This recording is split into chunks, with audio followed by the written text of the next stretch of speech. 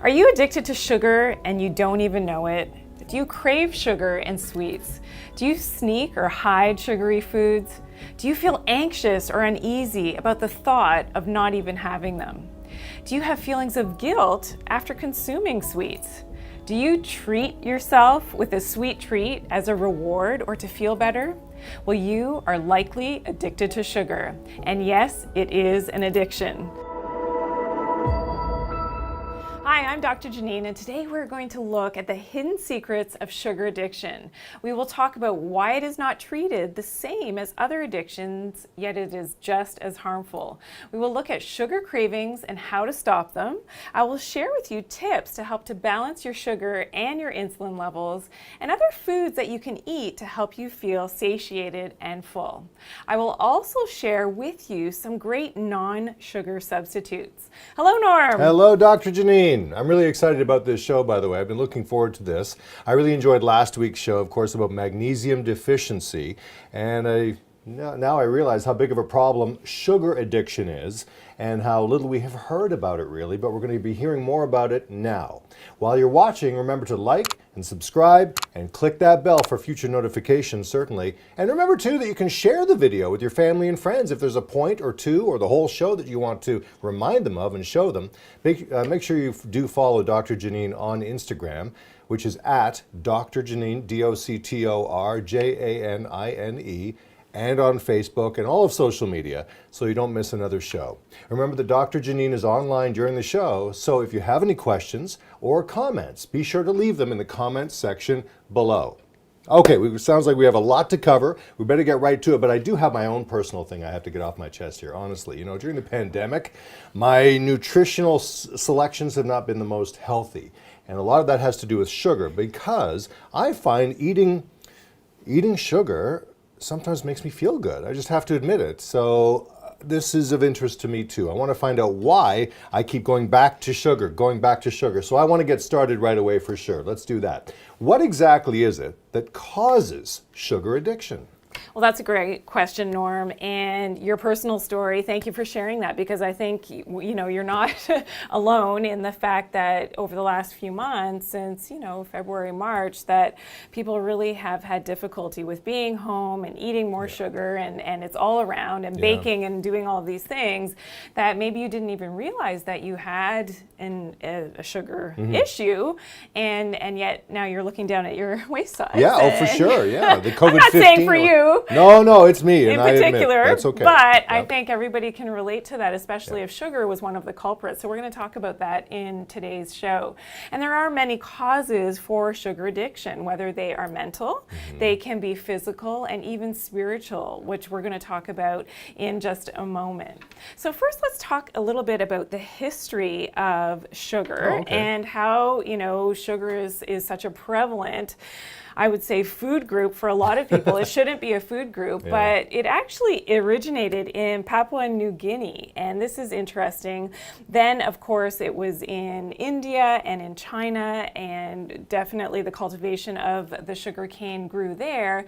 Then when it got into Europe, which was, more for the rich and the nobles who loved to be able to have sugar in it, was like a delicacy.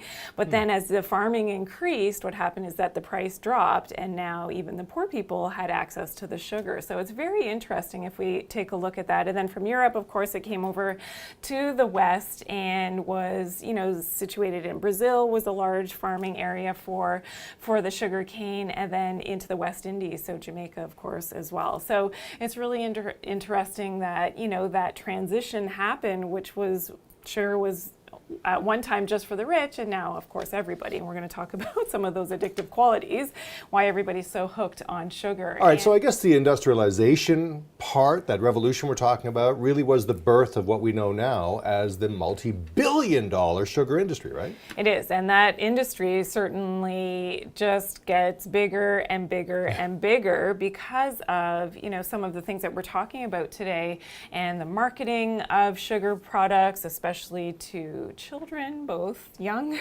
and the big kids who still love to eat their sugary cereals and things, which we're going to talk about. But that's in the news a lot. Sorry to interrupt you. Yeah. Where marketing is geared specifically to children, even with products being offered low on the shelves, all Yes. those things, right? Oh, absolutely, and thanks for bringing that up, because it's something that I think when you're cognizant of the fact that this is happening, if you can maybe not bring the kids to the grocery store. Really? Well, I try not to, because it's I don't know if you've done it when your kids were younger. Oh, my kids used to It's sneak mayhem. stuff into the Oh, cart of when course I'm not they looking. do.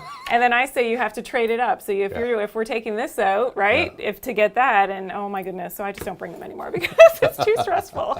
And you end up buying, how many more times the things that you don't want to be buying, but more importantly, all of the junk stuff that they can become addicted to. So True. that's one of my little tips is don't bring your kids to the grocery store. But did you know that there's over 100 different names for sugar? Really? Oh, that's amazing. And here is just a few of them. And some of these were even shocking to me, because you think, and this is why packaged food, I have an issue with any packaged food, because it can be hidden in so many of these places. So let's take a look at this list, and we'll go through some of these names. And these are the things to actually look for when you're buying something and you're not sure if it's healthy or not, and you're looking, as people are decreasing their carbs and they're trying to cut the sugar out of their diets, it could be hidden in something that you wouldn't necessarily know. So things like barley malt. That sounds like beer to me. Doesn't it have Barley barley? malt. This Malt? one is, in a lot of breakfast cereals. Oh, really? So the prepackaged yes. So that's one to look for.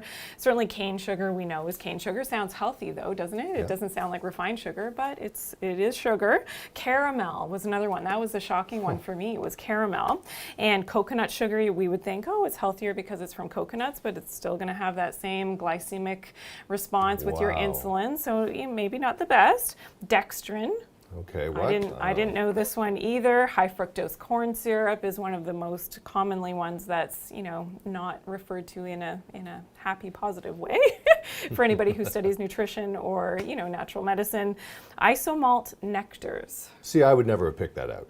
Exactly, and you wouldn't think that would be a healthy sugar sweetener. Another one, malted barley, so the opposite of barley malt we see, and very tricky. Maltodextrin, tapioca dextrin, treacle. I don't even know how to pronounce that one. Treacle, wheat dextrin.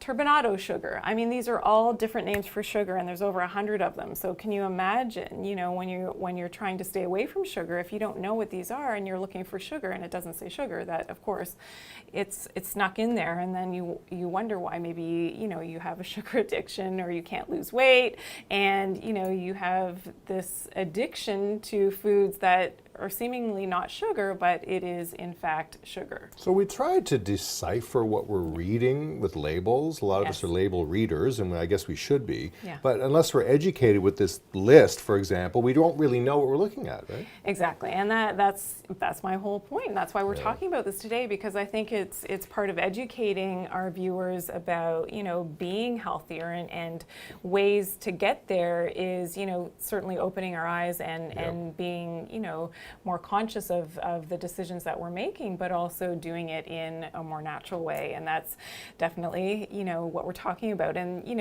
a lot of these addictive foods, such as candy, certainly for the kids, and all the sweets that they love, the processed foods, baked goods, absolutely. All have sugar, absolutely. But there's some less obvious Oh, really? Okay. places where we find sugar. So I know a lot of you may know this one. The granola bars, which are seemingly healthy, have a lot of added sugar. Ketchup is a big one. Wow. So, people joke about the North American diet with, the food groups. If you get your vegetables from your ketchup, you're getting Tomatoes. sugar. You're getting a load of sugar. So that's another one to really watch out for the kids as well. Yeah. Yogurt is another one that's notorious for, having a lot of sugar as And well. yet you think it's healthy. It's yogurt after all. It's granola after all. Right. But if you No. really read what's going on, you may find out the opposite, right? Exactly, and that's why you always want to, in your nutrition facts, you always want to read the grams of sugar, and that's going to give you, the amount of grams that are actually in there. Wow. Even dried fruit Really? So we're talking about putting some dried fruit, some granola in a yogurt. You could be dousing yourself with like a huge amount of sugar and you wouldn't even know it. And you think that you're being healthy, and that's why you're not losing the weight. So as an example, flavored drinks. Oh, so sure. that one is notorious. We did a great, and we're going to be talking about our great, electrolyte drink that we made on our own without the sugar, which is fantastic. So that's coming up. So stay tuned for that. Juices. So this is the big one. Comparisons have been made. So a classic can of one of those most popular sodas or pops, depending on what you call it, where you live, has about 9 teaspoons of sugar. And you would think, oh, I'm going to have a juice box or give the juice box to my kids. Well, a juice box can have about 5 teaspoons of sugar and 20 grams of sugar. That blows me away.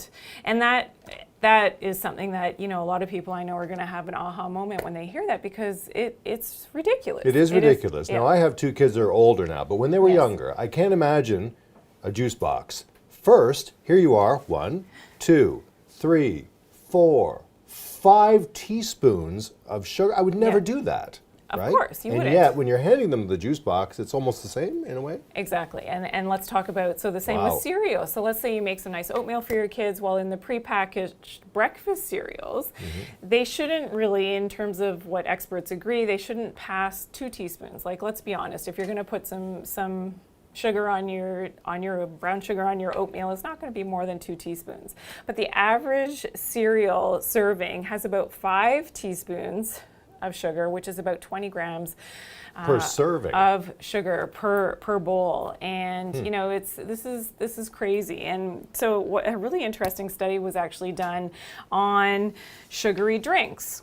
And so what they did in the workplace was that if we take a look at this study, you can see that what they did was they banned the sugar sweetened beverages. And what they did was they helped to motivationally speak to the employees in the workplace where the sugary drinks were banned from. And then they checked them weeks later to see how their health was doing. And they actually found that there was a significant decrease in their waist circumference. So they lost weight, which they were happy about. And that was all just from switching up the drink. And, that just goes to show you that when you take it away, and without changing the other parameters with diet and exercise and everything else, and a little bit of motivational speaking to these people to come off the sugar in the sugary drinks, that really had a significant effect on their overall health and certainly their waistline. So fantastic to be able to know this, and that's hopefully the tips that you're learning today is something that you'll be able to implement into your own life and for your kids as well. I want to know how we can find out, how can we tell if we have a sugar addiction actually? What are some of the actual symptoms of a sugar addiction? What are the red flags? So yes, we're going to talk about the symptoms, but let's first talk a little bit about the causes of sugar addiction. And one of the areas that is really interesting to me is that the taste buds on the tongue are located at the front of the tongue, which we can see here. And what that means from nature is that in order for an animal to know if something is safe or not, historically, and of course animals still do this, is where do they first touch is the tip of their tongue. And in nature, things that are sweet are safe, and that's the correlation. So it's really interesting that, as humans, on the tip of our tongue, that's the first part of the pleasurable experience of sugar, is that it is, the first that we experience as a food is going into our mouth, which I find is fascinating. The first part of that now connection between tasting the sugar is that it then goes up into the brain. So the brain gets the signal that I'm eating something sweet and pleasurable. And then that goes to something called the nucleus accumbens. And that is right here in the forebrain. And this has a lot to do with our motor function. So this is part of now that dopamine response and the reward center of the brain. So what this is doing now is this allows this part of the brain now to be activated and will actually allow us to move and to go towards getting it again and again and again. And that's part of the addictive quality and, setting off this dopamine in the brain that allows for that to happen over and over and over again.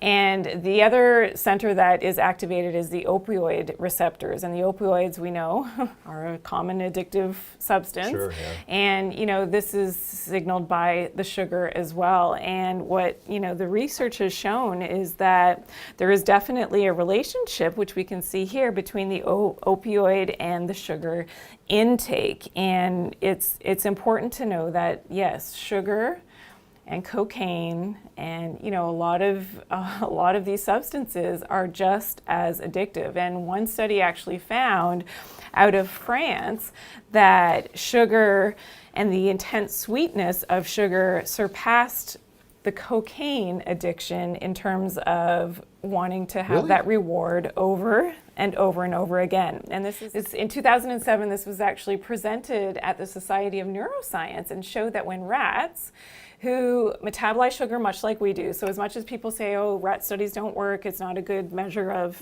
how humans digest and interact and how their brains work. They are, in most cases, when we're talking about sugar and the dopamine response, very, very similar. And the rats were given a choice between water sweetened with saccharin, so sugar, and intravenous cocaine. And 94% of them chose the saccharin water over the cocaine. Are you serious? 94%. Sorry. I don't mean to laugh, but that is kind of odd. I wasn't expecting that. Exactly. And so when the water was sweetened with the sugar, of course, the same preference was observed. And the rats were like crazy for the sugar water. And when they were offered more and more cocaine, they didn't change their preference. Their preference was still for the sugar or the saccharin water as opposed to the cocaine. So what does that tell you? And, this came out years ago and people have been talking about it on the internet, but what does that tell you? And why are we not changing our sugar addiction? And that's the whole purpose of the show. I mean, I have young children and teenagers, but all of all ages, and sugar addiction is an issue, and it's something that I think we need to talk more about. And as much as industry is really good at making us, oh yes, sugar, eat more, eat more, eat more. I think we really have to make those conscious efforts to decrease our sugar intake, especially with what's happened in the last few months, because we know that the comorbidities of certain viral infections, I'm just going to say, and being overweight and being addicted to sugar, they're all correlated. We've got to and we have that choice. We have that choice to be able to get over these addictions, to get healthier, and not to be, in those unfortunate circumstances if we do become sick with, something or a virus or something that's out there that we don't have sometimes as much control over. We do have control over our own body, our own health, and getting better and getting off the sugar and getting healthier and exercising and getting that weight off, because we've got to kick the addiction. And if sugar is your issue, I'm just going to put it out there to you that this is something that it's more serious than losing the weight. It's so much more than that.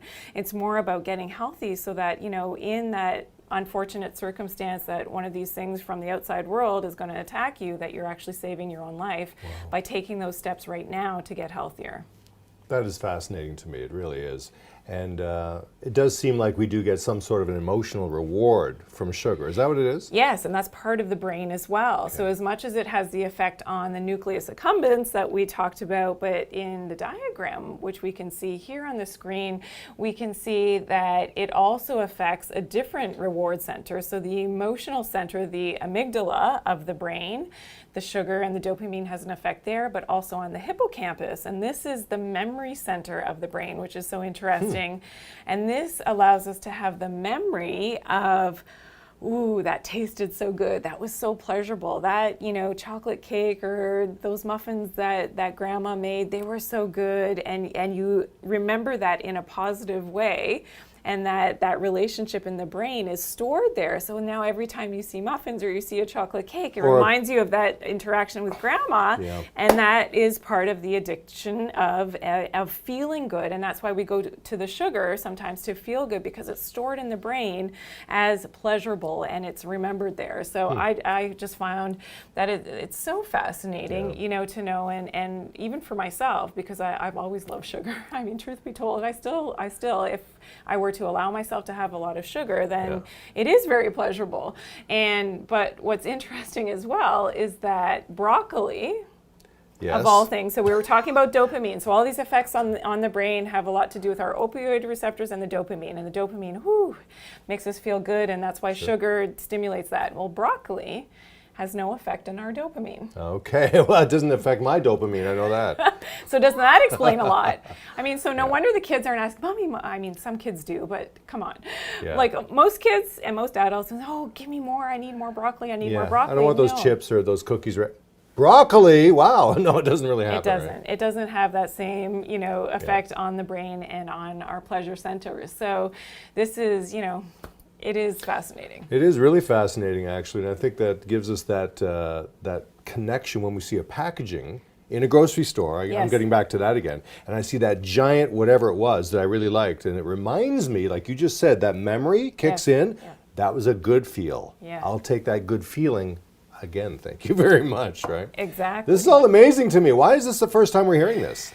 Well, I think the powers that be sometimes don't want us to know the truth about, those addictive qualities. It's a big business, let's be honest, right? And so as much as we have it in our own power to be able to have these positive effects on what we have the choice of putting into our body, let's overcome that, and let's use the tips that we're getting to in just a few moments to get over that, that addiction, to be able to start eating less and less. And I think for some people, which we'll talk about, cutting it out completely is definitely the way to go, but certainly everything in moderation. If you can do it, if you can control that brain and the dopamine and those pleasure centers, for a lot of addicts, they simply, and quite seriously, they cannot ever have that substance again. And it may be the same for you with the sugar. And what's interesting is that people that are overweight and they've overdone it with the sugar, is that what happens is a down regulation of their dopamine receptors, meaning that the receptors aren't going to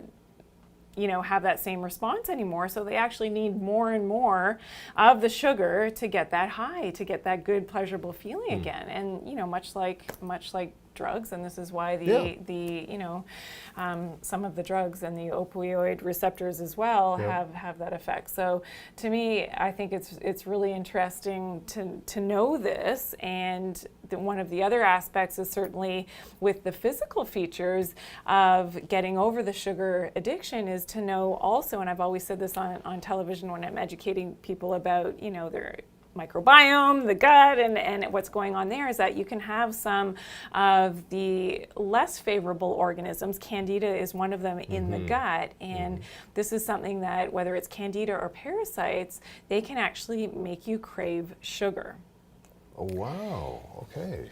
Yes, and this is one of the ways that you can counteract this is to do a candida cleanse and to do a parasite cleanse, which is something I talk about in other videos and other formats on television. That it's really important once in a while to get rid of some of those bad organisms that are in the gut and making you crave, because they survive off of the sugar and they replicate. So the more you feed them the sugar, the more they replicate and make you crave more and more sugar. So that's one aspect of this with the sugar addiction as well, that it's sometimes a very easy way to eradicate, and get over that sugar addiction. Yes, taking the dopamine and taking the pleasure centers out of it, taking that out of the equation, but sometimes the candida cleanse or the parasite cleanse is a great way to lessen those cravings so that you're not always going towards those sugary foods. This is mind-boggling to me because we've spoken about parasites before. Yes. And so there's a lot going on in our body that we're not even aware of, a lot of things happening in there, a lot of planning going on, a lot of activity. So this is really an addiction in the true sense of the word addiction. But is there a mental connection, though, to sugar addiction? Yes, so definitely we always like to talk about the mind and the mental connection to, our subject matter. And definitely with sugar, we know that we use sugar as a reward. Right. So, when we're talking about sugar addiction and using this from the mental aspect, maybe it's because we want to feel better. Maybe we feel anxious or we're stressed and we want to, make ourselves feel better. Well, how many times do we go for that, sugary treat? And, I know that this is true for a lot of you that are watching. So just to be mindful, no pun intended, when we're talking about the mind, being mindful of that and start to recognize that in yourself. Ask yourself every time you go for something sweet, why are you going towards that? Is it a habit, or is it because you need to feel better? Is there something in your life that, you're not processing well, or is not feeling good? And there's a lot of those things for a lot of people, and going to the sweets is just compounding the fact that it's not going towards your better health. And that's what I'm all about, is going towards your better health. I think about that from time to time because I know in that one spot in the kitchen, I have that chocolate stash, and I know it's there, and I know when I feel like a little pick-me-up, that tends to be where I go anyways. But now when it comes to sugar addiction, yes, this really sounds like it's going to be a process. So how do we start breaking the sugar addiction issue? So yes, when we want to talk about, the tips, which will be coming up about how to do this, but first let's determine if you actually have the sugar cravings. So if you have the following symptoms, it would indicate, yes, that you have sugar cravings. So Number 1, are you anxious? Okay. Do you hide eating sugary foods? Do you eat them when you're not even hungry? Do you get headaches if you stop eating those sugary foods? That would be a telltale sign as well. And another sign would be, do you get shaky? So if you've stopped, you say, okay, I'm done, I'm going off the sugar, do you get shaky? And like withdrawals, you mean, kind of? Yeah. So Really? we'll be talking about withdrawals in just a second. But yeah, if you get that shaky feeling, if you haven't had enough sugar. And are you always thinking about the next time you get to have your sugar fix? So people will plan early in the day, like, I'm going to have my chocolate bar here, then I'm going to have my pop here, then I'm going to have my coffee with my sugar here. People are planning that sugar fix. Wow. That would be another sign. Or maybe do you need more and more sugar as time goes on? And remember, we talked about that with the dopamine in the brain and the downregulation of those dopamine receptors in the brain. And that's why the need for more and more happens. Remember to like and subscribe. And click that bell to get future notifications of the next Dr. Janine show, where you get questions with natural answers from a naturopathic doctor. And you can follow her on Instagram, of course, and TikTok, and all the other different social media platforms at Dr. Janine, DoctorJanine. And she'll also be online, by the way, during the show. So if you have any questions or comments, leave them in the comments section below in that field. All right. So you promise you're going to be telling us how we can break our sugar addiction. I'm ready to learn how to do that myself, and I bet everybody watching is too. How do we do that? So to break your sugar addiction, typically, I've always said it takes about 11 days to break a habit. So you have to commit more or less to 11 days. And first, we're going to talk about how to stop eating sugar completely. And what this means is basically going cold turkey. And this is not for everyone. So I'm just going to say, there may be some withdrawal symptoms when we're talking about going cold turkey, which could include headaches. You could feel very fatigued. You could have, even sweats during the day because, so if you think about withdrawal symptoms that happen with people addicted to drugs, True, sure. Right? And alcohol, these things happen. We see it I haven't seen it firsthand, thank God, but I've seen it in the movies, and you see all these withdrawal symptoms can be related to the sugar addiction as well. You may even experience dizziness and nausea, and even muscle cramping and muscle aches can be when you're coming off of the sugar. Your moods could change, so you could become very, irritable and uptight, but you could also become very depressed and low mood with anxiety and just not, feeling feeling like the best person to be around, Right. for your loved ones and your family members and maybe your coworkers. So maybe if you're going to go cold turkey, you're going to be all in. We have a tip to help you to get through this, which is something we actually referred to in our last episode, the hidden secrets of magnesium deficiency. And this is what I highly suggest. So somebody who's going off of sugars, maybe you're starting the keto diet, which is very low sugar, low carb, and you don't want to have a lot of these withdrawal symptoms or what they call the keto flu, but really it's withdrawal from sugar, I think most times, to be honest. And it could be an imbalance with your electrolytes, so you have to fill in those electrolytes. So that's something that we shared, and that's the drink that we had in our last episode. So good. I took it home with me afterwards. Also, Yeah. love that drink. And you can find the recipe again on all the different social media platforms like Instagram at Dr. Janine. Yes, and that was our electrolyte drink. So we, mixed it up. So check out our other episode for that and our recipes on the other social platforms so that you can see that, because you don't want to miss that. And that's something that will really help to get you through if you are going cold turkey, or if you're going into another way of doing this with weaning off, which we're going to get to in just a second. It'll really help to get through those symptoms of the withdrawal from the sugar. So as we move along here, when we choose, or whether we choose to go cold turkey or weaning off, is it wise though to use healthier sugar substitutes to assist us? Like sometimes I think I'll just use something else that's sweet. Well, yes. So the answer is yes. So when we're weaning off our sugar and how to reduce our sugar intake, there's definitely better sugar substitutes, and some are not so good. And we're going to get to more tips in just a second, whether you're going cold turkey or you're weaning off. But tips in general would definitely be to drink more water. So you want to make sure that you're keeping hydrated, and that can sometimes substitute when you would go, towards eating something that has a lot of sugar in it. Just go to the water, and you can flavor your water with some of the low carb sweeteners, the natural sweeteners, which we're going to get to in just a second. Certainly eating more protein and healthy fats will also help with in your diet to keep you feeling full, but also it helps to really lessen the sugar cravings as well, because again, remember, when you're coming off of all of that sugar, you're not going to have the same hormonal responses that you would have when you were eating all that sugar, and you want to have that balanced, and usually protein and healthy fats help to do that as well. And you're also going to want to include some non-starchy vegetables for those 11 days. And remember, it takes about 11 days to kick a habit, and to start a new healthier habit, you've got to be regimented for those 11 days. So things like the carrots, the potatoes, the beets, you don't want to have as much of those in those first 11 days. You want to have the less starchy ones, like a lot of the greens and the bitter greens. I know for a lot of you, you're like, what? Right, No, yeah. I can't do that. Yes, you can. You just don't want to have as much of the sugars. You don't want to still be, feeding that sugar addiction quality. You want to come off of that, and it actually changes the sensations of your palate.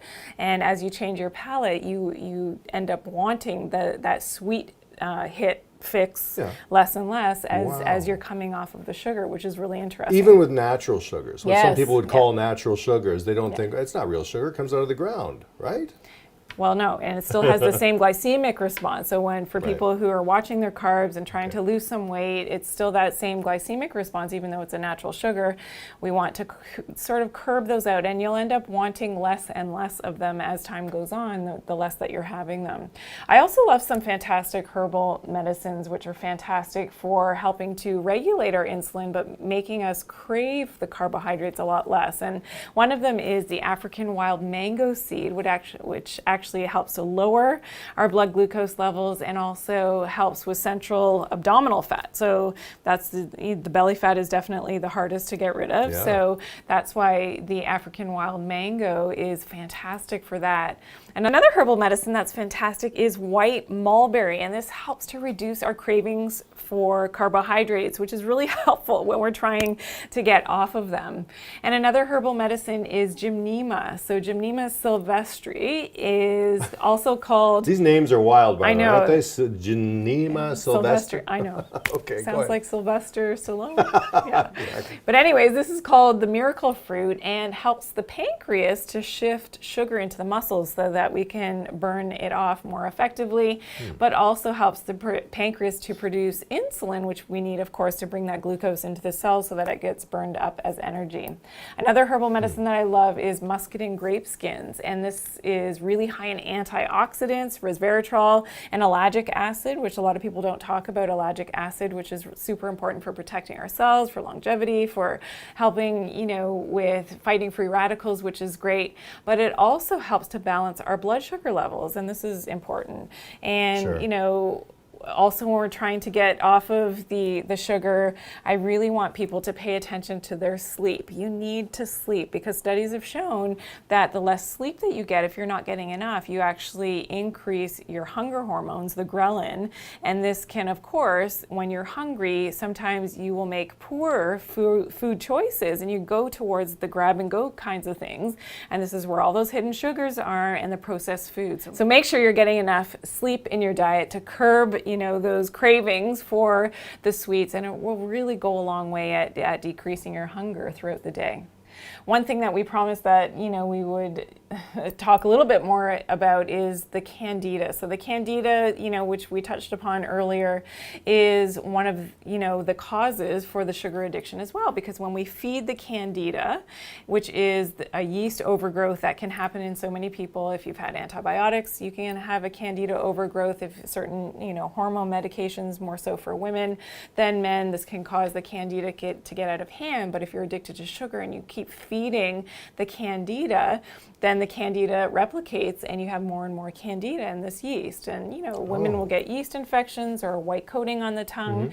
Cravings for sugars, these are indications that, you have the candida.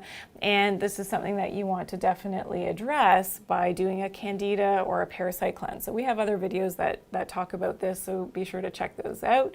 And, always take care of yourself and do it naturally to the best of your ability. Certainly if this is the first time that you're hearing some of this information, you can always reach out to us. Leave your questions in your comments below. I'd love to hear from you. I know you've got a ton of questions, and don't be shy. It's whether you reach me. I've had so much going on TikTok lately, so Good. Answering a ton of questions there, and certainly on social media. However you can reach me and reach our experts here at the Dr. Janine Show, we're always here to help you. Indeed, of course. And like we said, Dr. Janine will be online during the show. You can follow her on all the different social media platforms at Dr. Janine. That's the full words, DoctorJanine. That's Instagram, Facebook, TikTok. You'll get all the recipes that we're featuring in this show and also in past shows. And there's been some doozies. There really have been some amazing recipes. So is it wise to use healthier sugar substitutes to assist us? Yes, and definitely there are some that are my favorites and some not so much, and we'll be talking about one of them, which is in this delicious low-carb cheesecake. Do I get to eat this? That is, yes. Look you have at to wait this. a few seconds, but yeah, All right. We're going to get to that in just a second. But one, I know you're ready. Go ahead. I can't wait, because I know what it tastes like, so I can't wait to dig it as well. But that recipe is coming up in just a second, so stay tuned for that. But one of my favorites as a healthy sugar substitute is, hey, I thought you were digging in already. No. One of the healthy sugar substitutes is monk fruit. So this was actually used by Buddhist monks in Asia, and this is something that, in terms of the way that they processed it, was they would remove the seeds and crush the fruit, and which we can see here, and then also would dry it. So the form that we use today is the dried form of the monk fruit, and sometimes it's mixed in with other ingredients, but it is 200 times more sweet than sugar.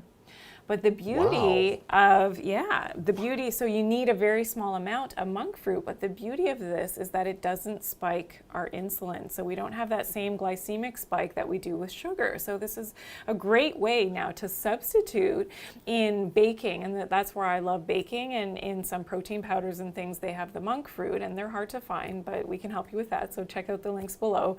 But the monk fruit is a great way to sweeten with not having to have that insulin spike, and and of course not having the carbohydrates. So that's the great thing about the monk fruit. So yes. So another one that you can use is stevia, and with stevia, I just want you to be careful if it's mixed in with other ingredients. So you want to look for maltodextrin and other ingredients that it's mixed in with. It should actually be just a pure stevia, and this is a great way to sweeten things as well because it comes from a plant. And I know stevia has a bad rap out there. I don't necessarily agree with it.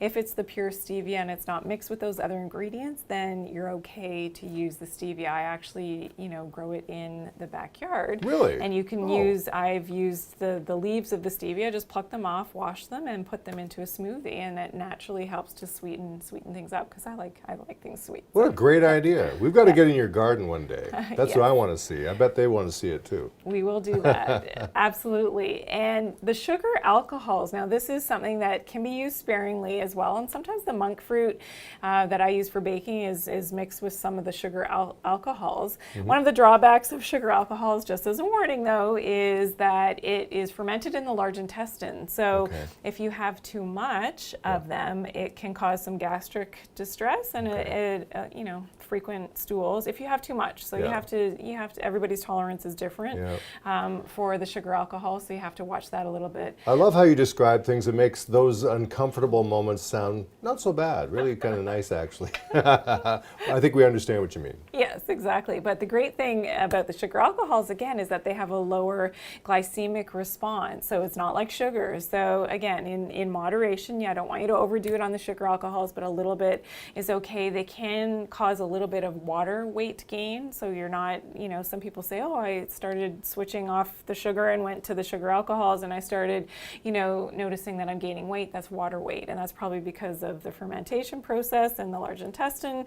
So if you're sensitive, stay away from them, absolutely. But, if it's a way to transition off of some of the sugars and the sugary things, then that's something that you definitely take a look at, which is great. So I promised that we would get to the cake, and this is one of my favorite recipes. I love cheesecake.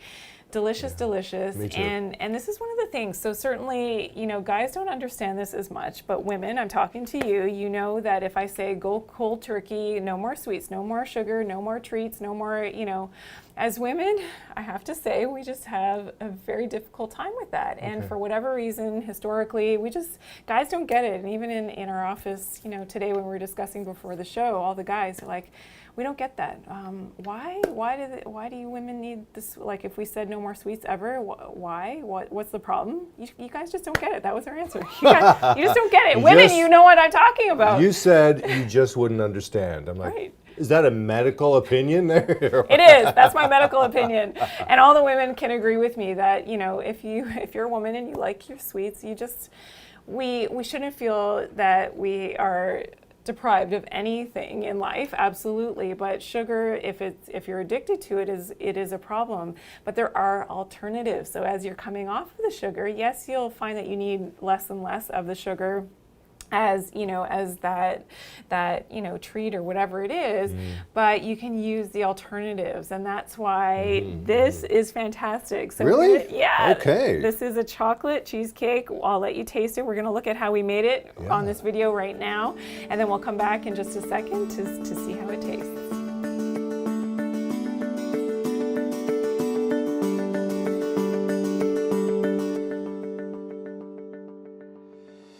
Hi, I'm Dr. Janine, and today I am making a delicious low-carb, keto-friendly cheesecake that is chocolate flavored and it's no bake, so super easy. Just get all your ingredients together and we're gonna make the base first. So what I'm doing is I'm putting in my almond flour into my bowl with some cocoa powder, and I love organic cocoa powder, and some sugar-free sweetener. So this is made with monk fruit. And mixing this up, and then adding my melted butter.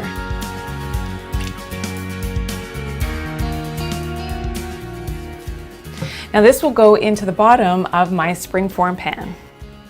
Now melting our chocolate in our double boiler.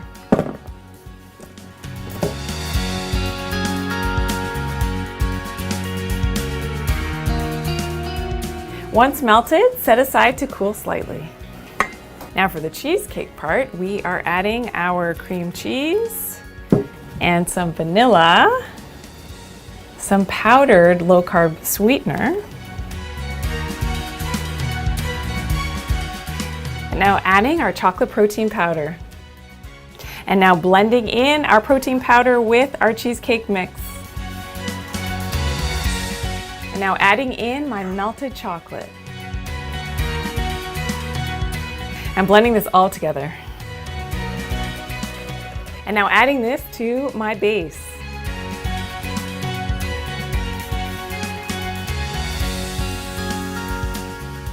And into the fridge to set. And now that it's all set out of the fridge, we can garnish with some fresh fruit and ready to enjoy.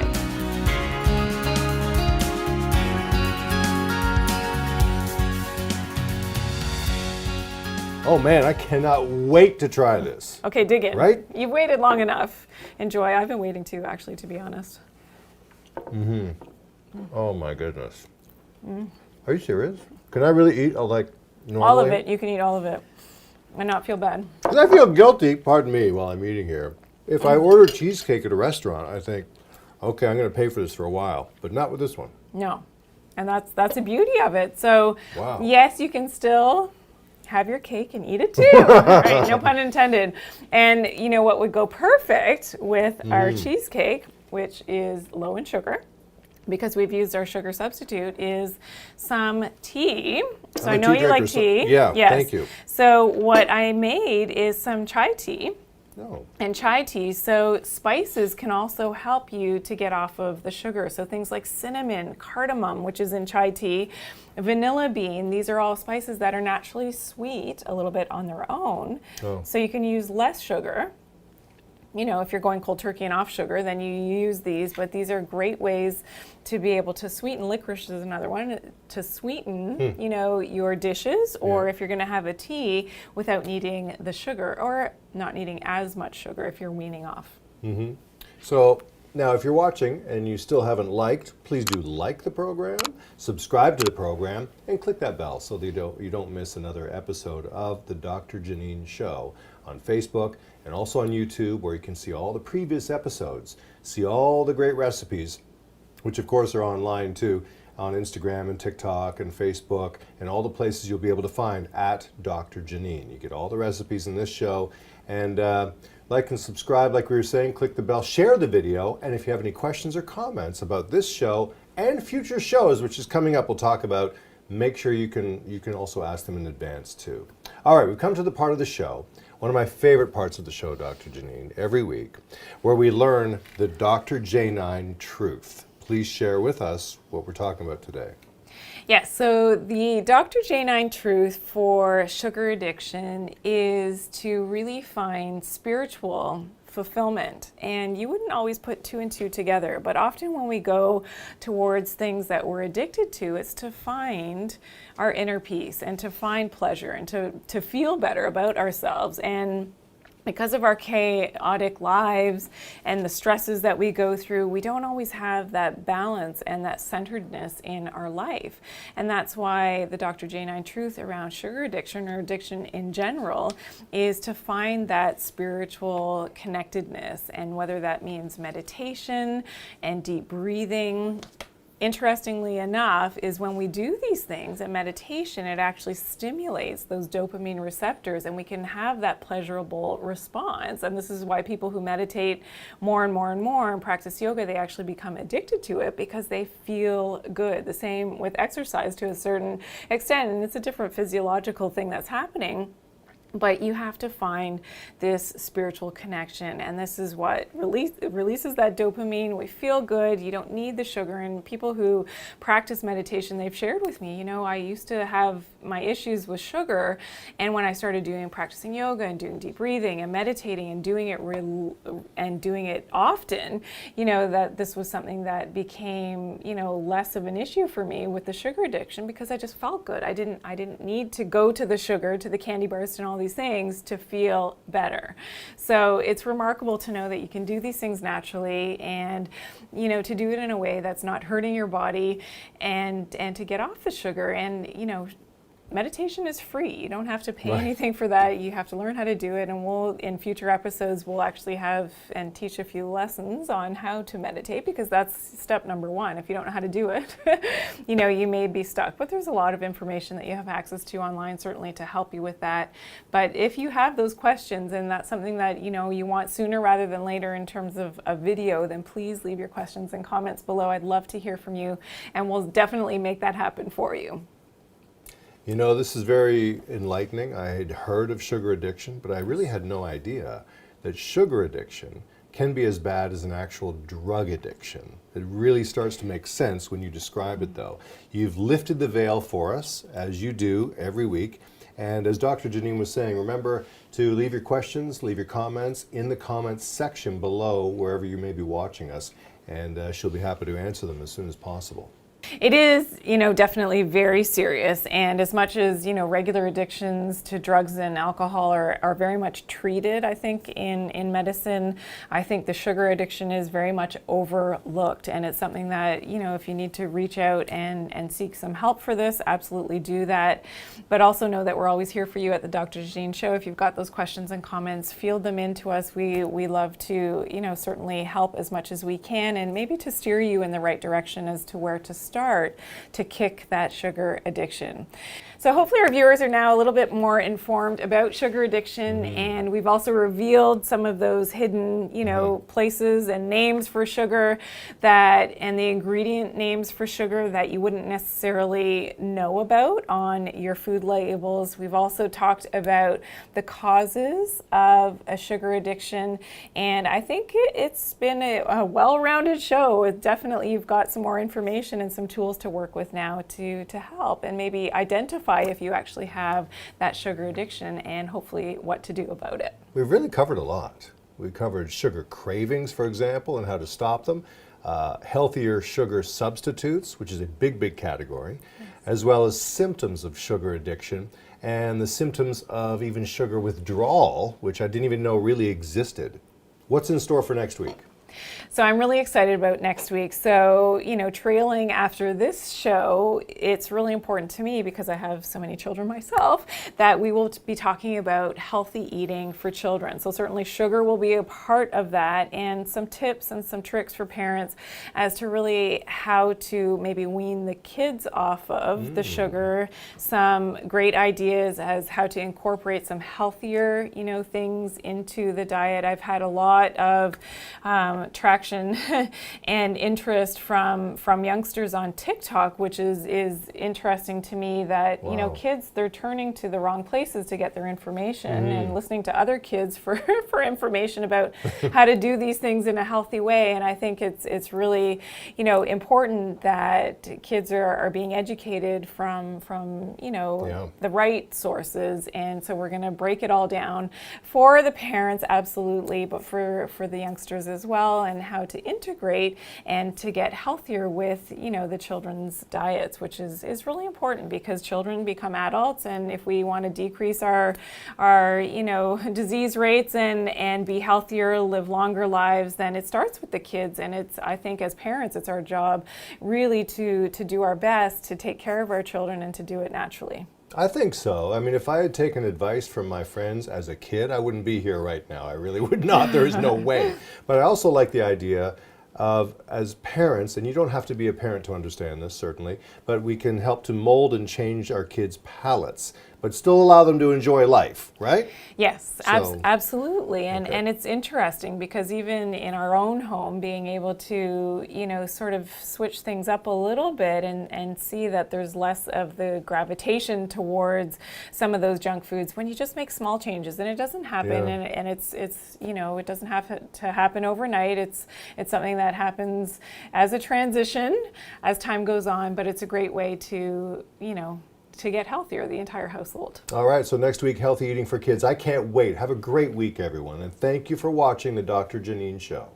Thank you, everybody. Thanks for watching. And always remember to take care of your good health and to do it naturally.